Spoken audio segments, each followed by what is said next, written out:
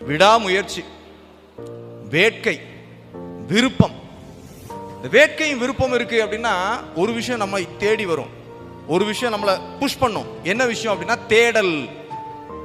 தேடல் என்பது உங்க போட்டித் தேர்வுல முக்கியமான விஷயம். ஒரு சகோதரி சொன்னாங்க, மூணாறு, என்னுடைய நேட்டிவ் மூணாறு, சிங்கிள் பேரண்ட், எங்களுடைய அம்மா அப்பா இல்லை, ஒரு தேயிலை தோட்ட தொழிலாளி, ஆனாலும் எங்களுக்கான ஒரு அடையாளத்தை தேட விரும்புகிறோம், ஆதரவு இல்லை, ஒரு நிலையான பணி வேணும்.